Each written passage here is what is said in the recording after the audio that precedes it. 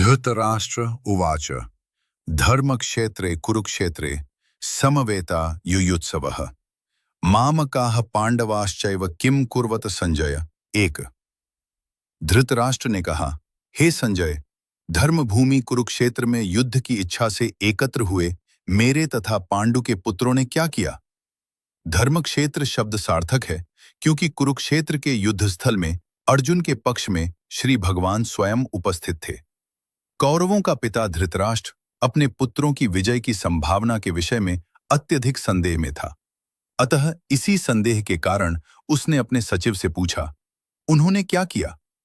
वह आश्वस्त था कि उसके पुत्र तथा उसके छोटे भाई पांडु के पुत्र कुरुक्षेत्र की युद्ध भूमि में निर्णायक संग्राम के लिए एकत्र हुए हैं। फिर भी उसकी जिज्ञासा सार्थक है।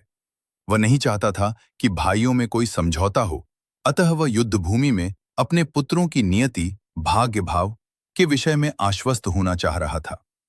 चूंकि इस युद्ध को कुरुक्षेत्र में लड़ा जाना था, जिसका उल्लेख वेदों में स्वर्ग के निवासियों के लिए भी तीर्थ स्थल के रूप में हुआ है, अतः धृतराष्ट्र अत्यंत भयभीत था कि इस पवित्र स्थल का युद्ध के परिणाम पर न जाने कैसा प्रभाव पड़े।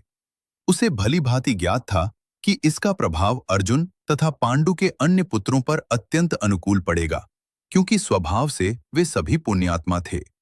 संजय श्री व्यास का शिष्य था, अतः उनकी कृपा से संजय धृतराष्ट्र के कक्ष में बैठे बैठे कुरुक्षेत्र के युद्ध स्थल का दर्शन कर सकता था। इसीलिए धृतराष्ट्र ने उससे युद्धस्थल की स्थिति के विषय में पूछा। पांडव तथा धृतराष्ट्र के पुत्र दोनों ही एक वंश से संबंधित हैं, किंतु यहाँ पर धृतराष्ट्र के वाक्य से उसके मनोभाव प्रकट होते हैं। उसने जानबूझकर अपने पुत्रों को कुरु कहा और पांडु के पुत्रों को वंश के उत्तराधिकार से विलग कर दिया।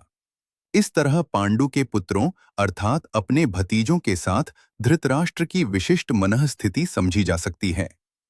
जिस प्रकार धान के खेत से अवांछित पौधों को उखाड़ दिया जाता है, उसी प्रकार इस कथा के आरंभ से ही ऐसी आशा की जाती है कि जहां धर्म के पिता श्री कृष्ण उपस्थित हों, वहां कुरुक्षेत्र रूपी खेत में दुर्योधन आदि धृतराष्ट्र के पुत्र रूपी अवांछित पौधों को समूल नष्ट करके युधिष्ठिर आदि नितांत धार्मिक पुरुषों की स्थापना की जाएगी।